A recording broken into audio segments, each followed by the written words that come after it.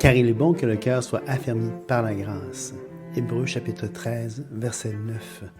Puisse donc ce cours être pour vous une source de bénédiction qui vous permette d'être affermis dans cette grâce extraordinaire que nous avons en Jésus-Christ. Que Dieu vous bénisse et bonne écoute. Alors bonjour tout le monde, bienvenue au cours de Panorama du Nouveau Testament, les livres historiques. Donc, le titre le dit, les livres historiques du Nouveau Testament. Qu'est-ce qu'on va voir cette session? Eh bien, il va y avoir 5 parties au cours. Il va y avoir premièrement une introduction au Nouveau Testament comme tel. Donc ça va être les 3 premiers cours. Ensuite, il va y avoir une introduction aux évangiles, donc le cours 4. Il va y avoir un panorama des évangiles, cours 5 à 10, une introduction au livre des Actes et un panorama du livre des Actes pour les cours 12 à 15. Donc, 15 cours pour cette session, 15 cours qui regardent, le titre le dit, les livres historiques du Nouveau Testament.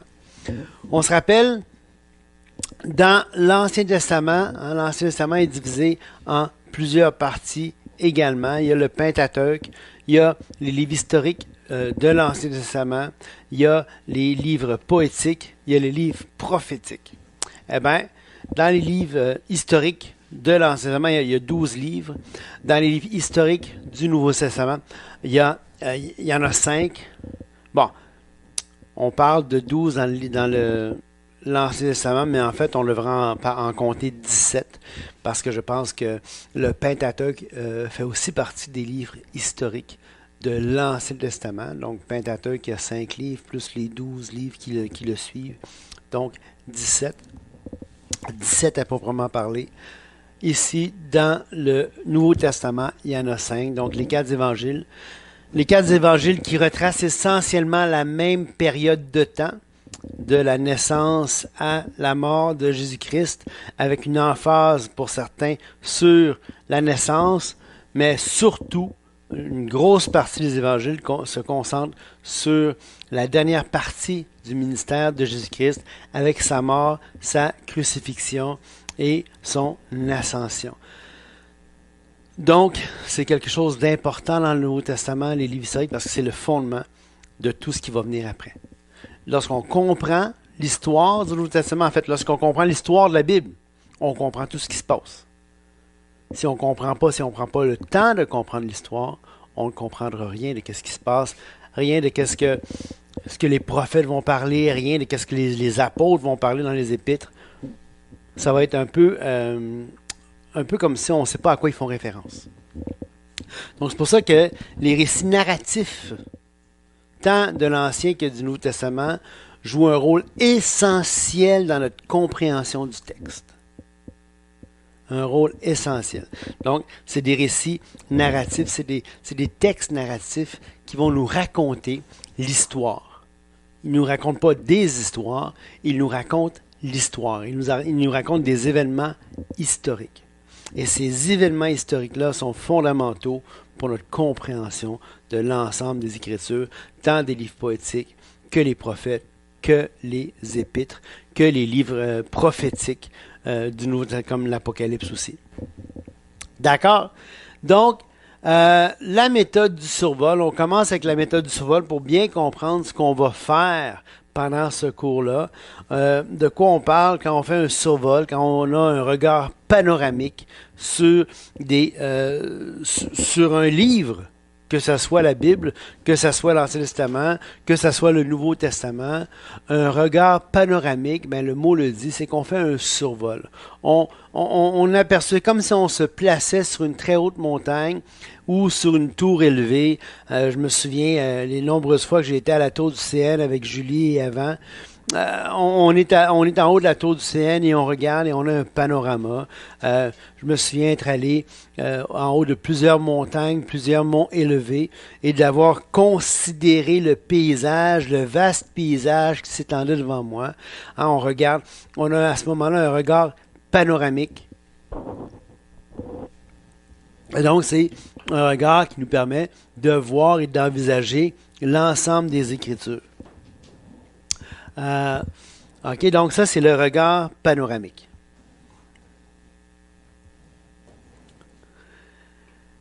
La méthode du survol va avoir 5 objectifs principaux. 5 objectifs principaux, les voici. Premièrement, elle va vouloir voir la structure globale du livre. Chaque livre a une structure, une structure, une manière d'être structuré. Hein? Chaque livre a un plan ou une organisation. Et quand on regarde le panorama d'un livre, quand on fait un survol du livre, ben c'est facile. Hein, de voir les différentes parties, les différentes structures du livre. Et donc, c'est un des objectifs importants, c'est qu'évidemment, quand on est dans une des sections, une des parties du livre, on peut comprendre qu'est-ce qui se passe dans cette partie-là. Et ce qu'il ne faut surtout pas faire, c'est d'essayer de comprendre d'une manière anachronique ou désorganisée ce que le texte va dire dans une partie et par rapport à l'autre. Hein? Si un texte se suit, s'il y a un ordre logique dans ce qui se passe dans les événements d'un livre, surtout dans les événements d'un texte narratif, ben c'est un petit peu ça va de soi qu'il va falloir tenir compte de cet ordre chronologique-là pour comprendre ce qui se passe. Et c'est la même chose dans les évangiles. Dans les évangiles, il y a un ordre chronologique. Le Seigneur, il est Dieu, il est créateur, et par la suite, le Créateur va s'incarner. Hein? Christ, la deuxième personne de la Trinité, va s'incarner, va venir sur terre, va naître, va grandir, va commencer son ministère terrestre, va faire des miracles, va être trahi, va être rejeté par la nation, va être trahi, va être amené en jugement et va être crucifié, il va ressusciter, va monter au ciel. Donc, évidemment, dans cette progression, on doit porter attention où on est. Hein? Et trop souvent, en faisant pas ça, on peut tirer des conclusions hâtives. Combien de fois on va dire à tort et à travers que Jésus parlait seulement en parabole pour que les gens ne comprennent pas ce qu'il disait.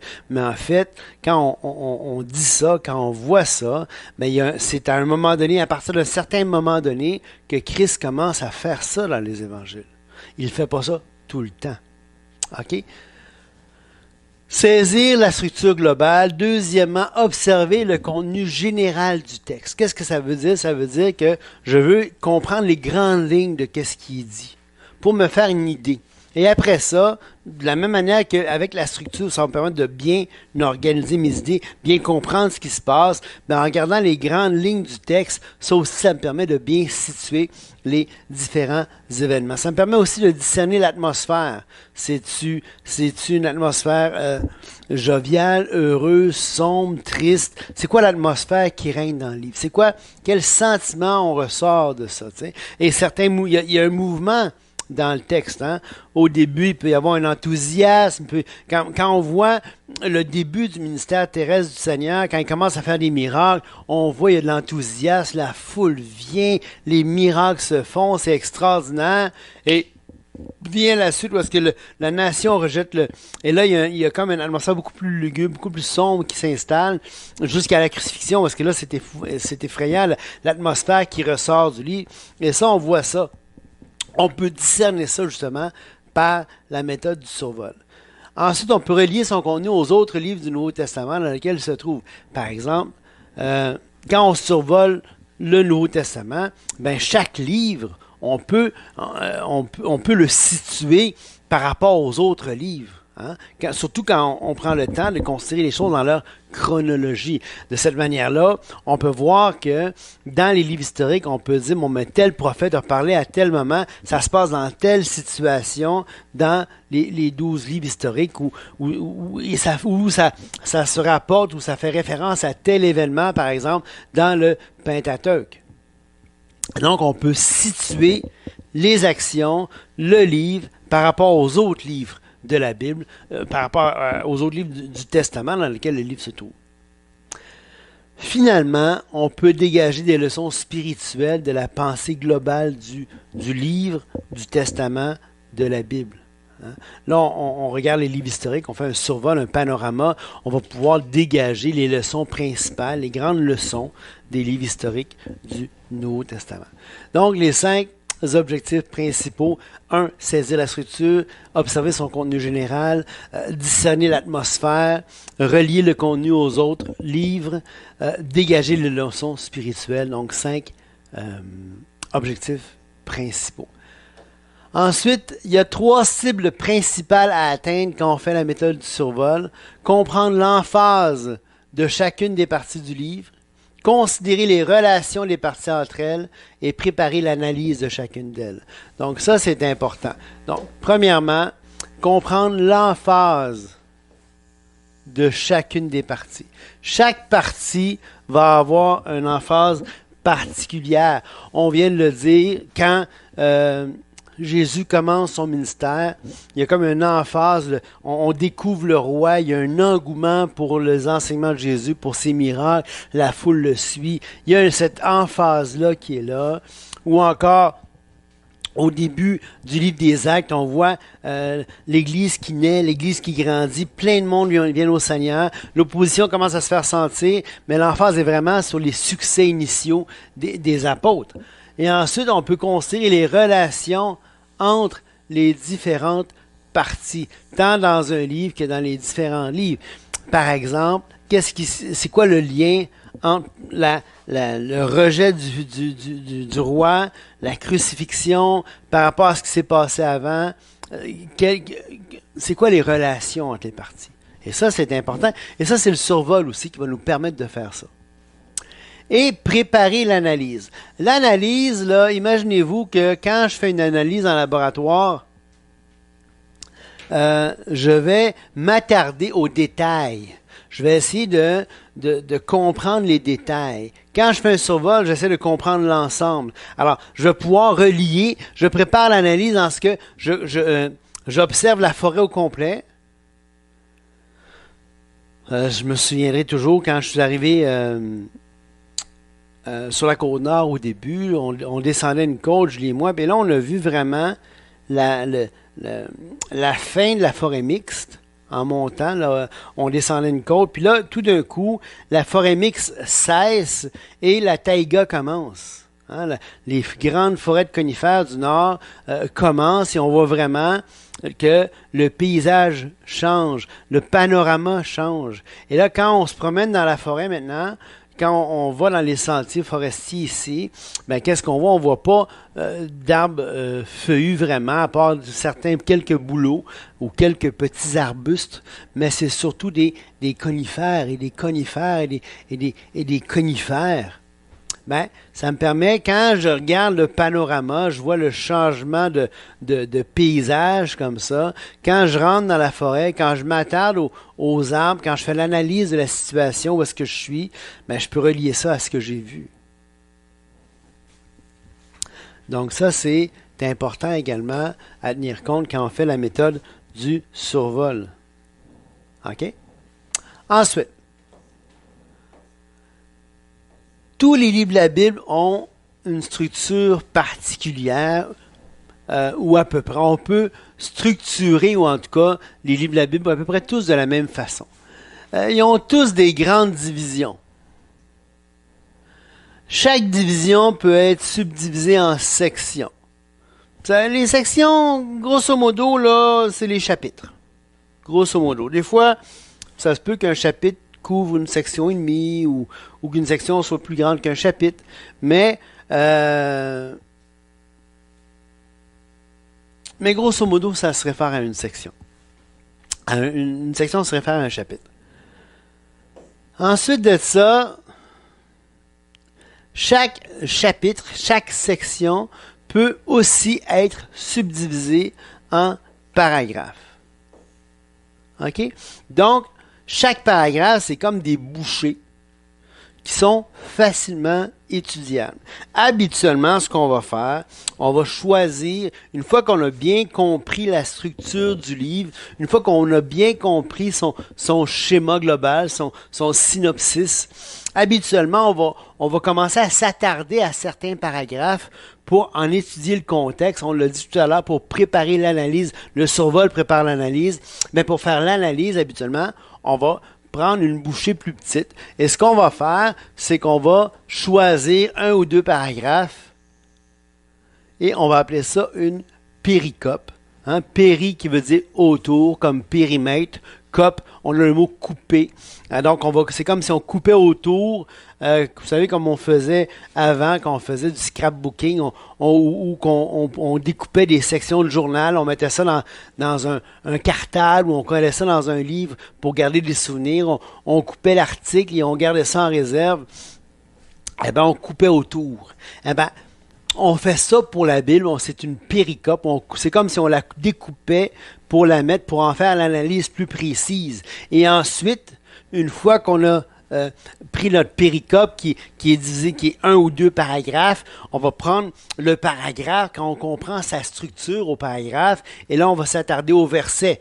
Et là, le verset, peut-être qu'il y a deux phrases. Dans le verset, une phrase, on va s'attarder à la phrase, on va s'attarder aux propositions au sein de la phrase, on va s'attarder aux différents groupes de mots, les groupes nominaux, les groupes prépositionnels, les groupes verbaux, les groupes verbaux.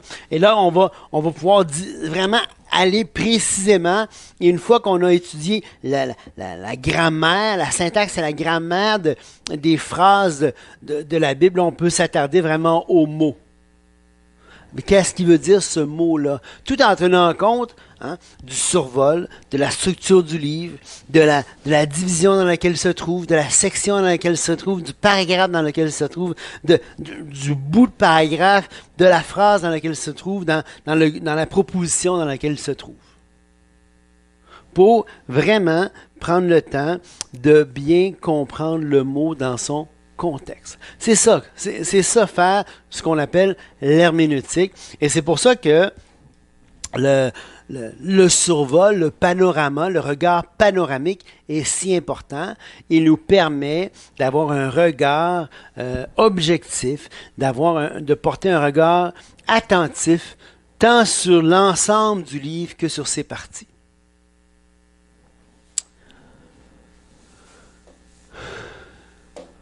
Ensuite,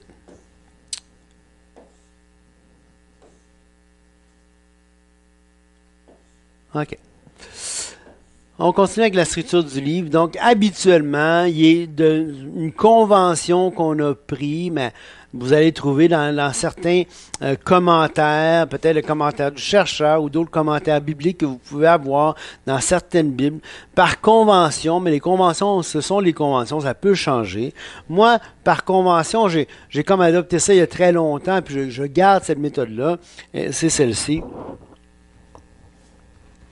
C'est qu'habituellement, les grandes divisions, on va utiliser des chiffres romains pour les décrire. Donc, grand 1, par exemple, c'est l'introduction de l'Épître aux Romains. Grand 2, c'est les chapitres jusqu'au au verset, au chapitre 8. Chapitre 9. Ensuite, 9, 10, 11, c'est l'autre, c'est la troisième section. Et après ça, la section 12, ça va être la quatrième. Et ainsi de suite. Je parle de section, les grandes divisions. Excusez-moi. je m'étais devancé. OK? Donc, on assigne un chiffre romain aux grandes divisions, une lettre majuscule aux sections, un chiffre arabe aux segments, puis les paragraphes, on leur donné des lettres minuscules. OK? Je pense que tantôt, j'ai sauté un aspect. Ouais. Un segment, ici j'ai écrit section, ça devrait être segment. C'est que parfois on va prendre plusieurs paragraphes et on va dire, ça c'est le segment de la section. On a parlé de péricope, on aurait parlé de segment aussi. C'est pour ça que ici j'ai parlé de segment en chiffre arabe. C'est bon? OK. Le paragraphe, je vous l'ai dit, la phrase, la proposition, et ensuite les verbes, les noms, les adjectifs, et ainsi de suite. Et tous les petits mots tout à fait importants, comme les prépositions, les conjonctions, les pronoms relatifs, ils ont tous leur importance. Mais on va bien les comprendre si on prend le temps de comprendre les verbes, les noms, les adjectifs, les adverbes, hein, les mots plus importants. Et après ça, les petits mots tout petits qu'on a tendance à sauter par-dessus, mais qui ont toute leur importance, il faut en tenir compte. Mais vous voyez une chose intéressante ici, c'est que la proposition les propositions font partie de la phrase. Aujourd'hui, avant on parlait de proposition, je suis resté avec ce vocabulaire-là. Aujourd'hui, on parle de phrases qui constituent la phrase, des sous-phrases. On peut utiliser le mot proposition, c'est tout à fait justifié. Vous savez qu'il y a autant de propositions dans une phrase qu'il y a de verbes conjugués. Alors, si vous posez la question combien de propositions, comptez le nombre de verbes conjugués, ça va vous dire à peu près le nombre de propositions. Ça va vous donner une bonne idée de comment diviser votre phrase. Puis ensuite, les paragraphes et ainsi de suite. Donc, d'une vision globale, un regard sur les détails. On part du livre, on se dirige vers le paragraphe, on se dirige vers le mot. Donc, c'est vraiment du regard du général au particulier. Et après ça, une fois qu'on a repris notre étude puis qu'on s'est rendu jusqu'au mot, il peut être utile de refaire le chemin inverse. Dans le paragraphe, ça me dit quoi? Puis après ça, dans le livre, ça veut dire quoi? Là, à ce moment-là, je suis en mesure de mieux comprendre ce que dit la parole. OK? Par exemple, la structure de l'Épître aux Romains. Il y a une partie doctrinale, il y a une partie pratique. Il y a des individus, Israël, les nations, et la juste condamnation, la justification par la foi, puis ainsi de suite. Donc, deux grandes parties, grand 1, chiffre romain 1, chiffre romain 2, grand A, grand B, et ainsi de suite. OK? Ça vous donne une idée de comment ça se structure un livre.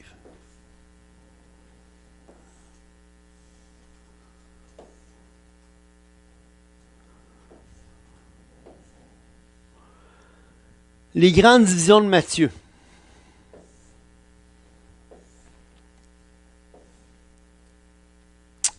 Donc, au chapitre 1 de Matthieu, on a l'introduction du roi. À partir du chapitre 12, on a le rejet du roi. Et à partir du chapitre 13, ça s'en va vers l'exécution du roi. Donc, on va vraiment un mouvement qui se fait. Donc, il y a comme l'atmosphère, je vous parlais de l'atmosphère plutôt, il y a comme une atmosphère ascendante au début du livre, jusqu'au chapitre 12, et on a une atmosphère qui est comme dramatique à partir du chapitre 13, parce que là, le roi a été rejeté, puis là, on se dirige tranquillement vers l'exécution du roi. On va mettre le roi à mort. Puis ça s'en va jusqu'à la fin du livre de Matthieu. Donc, c'est intéressant, c'est important de bien voir le mouvement qu'il peut y avoir dans les livres. Donc, introduction au Nouveau Testament. On a vu ça. C'est la structure globale, géographie du Nouveau Testament. OK. Le Nouveau Testament est au Moyen-Orient. Ça se déroule principalement Moyen-Orient et Europe. Hein? Donc, au Moyen-Orient, on a l'Europe qui est touchée ici par les voyages missionnaires de Paul. On a l'Asie mineure aussi. Paul s'en va. Il y a la mer Méditerranée qui occupe une place assez importante dans le livre des Actes, parce que Paul est souvent voyage sur la Méditerranée. Il y a le golfe Persique qu'on voit moins dans le Nouveau Testament, la mer Rouge qui est ici, et l'océan Indien. Ça, ici, on voit moins ça. On voit plus ça dans l'Ancien Testament. Mais c'est bon d'avoir une idée générale de la géographie de la terre promise, puis d'où est-ce qu'on est. Donc, si on regarde ici, donc il y a la Méditerranée, Il y a la Syrie, il y a Israël, il y a l'Égypte, l'Asie mineure, la Grèce, l'Italie avec Rome, la France et l'Espagne. C'était le projet de Paul de se rendre peut-être en Espagne. C'est-il rendu? Il y en a qui disent oui, il y en a qui disent non, mais en tout cas, on ne le voit pas dans les Écritures. Il s'est rendu à Rome, mais une grosse partie du drame du livre des Actes se passe dans cette partie-là de la Méditerranée. Et dans le Nouveau Testament, les évangiles, ça se passe en Israël, un tout petit bout de pays de la distance de Montréal-Québec.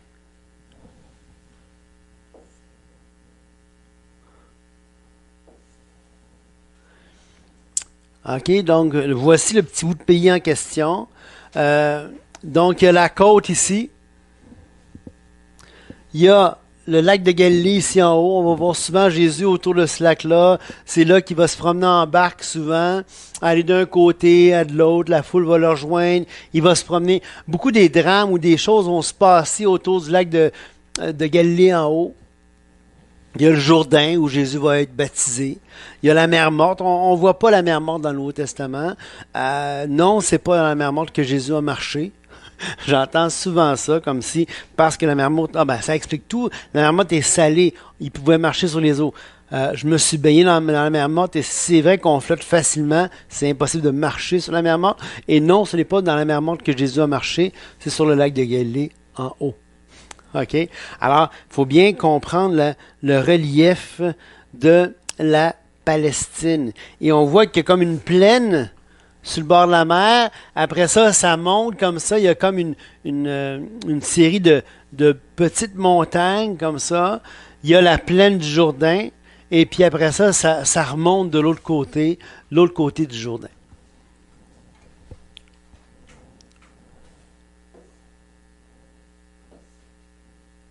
Donc, la plaine maritime, la Shephélah, qui est comme un endroit important dans les évangiles, la cordillère centrale, ou cette chaîne de montagnes-là importante,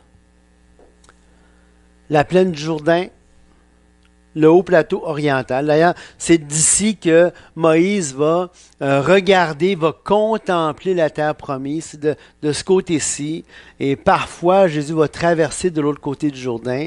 On va l'expliquer, il va devoir traverser, surtout quand il revient du nord. Il peut partir du sud, traverser la Samarie pour se diriger vers le nord, mais pour redescendre, il ne peut pas traverser la Samarie, parce que les Samaritains, tu peux sortir de la Judée pour te rendre en Galilée, mais tu ne peux pas rentrer en Judée par la Samarie. Les Samaritains ne voulaient pas ça. Ils te permettaient de passer pour sortir mais pas pour rentrer aller vers. Pour se faire ça, il fallait qu'ils passent par l'autre côté, la Transjordanie. OK? Mais ça, on va revenir à ça un peu plus tard. Donc, on voit ici la plaine maritime, presque au niveau de la mer. La Shephélah, qui est on se promenait aussi dans cette région-là. La cordillère centrale assez haute. Jérusalem, qui est très élevée, 793 mètres au-dessus du niveau de la mer. Le désert de Judée est plus bas un petit peu. La plaine du Jourdain, très basse. D'ailleurs, la mer morte est encore plus basse, à moins 393 mètres. Donc, 393 mètres en dessous du niveau de la mer. C'est très bas, très profond. OK? Donc, c'est un petit peu le relief de la Palestine. Alors, quand on voit, il monte vers Jérusalem, vous pouvez facilement comprendre qu'il monte vers Jérusalem, indépendamment s'il va vers le sud ou vers le nord. On a tendance, surtout à Montréal ou au sud du Québec, partout quand on va vers le nord, on monte, quand on va vers le sud, on descend. Ici, dans les cantons de l'Est, ici, en moyenne Côte-Nord, puis sur le bord du fleuve, souvent, quand on remonte le fleuve, on monte, puis quand on descend le fleuve, on descend. C'est pas les directions cardinales, les points cardinaux qui décident si tu montes ou tu descends, c'est le fleuve, à savoir si tu le montes ou tu le descends. OK? Donc, ça, c'est le relief. OK, donc ça conclut notre premier cours. Ça conclut notre premier cours où on a vu, si on veut, qu'est-ce qui était un survol, à quoi ça servait un survol. On a vu un petit peu comment s'organisait la structure des livres. Et on a vu, grosso modo, hein, la géographie de la Palestine, où ça se déroule, ce drame qu'on va considérer ensemble, parce que l'histoire, ça se passe dans un lieu physique. Et donc, c'est dans un lieu physique que ça se révèle. Donc, il faut le comprendre, il faut le connaître, ce lieu physique-là. Puis, on va essayer de revenir à quelques reprises vers la carte et vers le relief pour un petit peu nous montrer où est-ce qu'on est. C'est bon? Alors, que Dieu vous bénisse, puis on se voit la prochaine fois.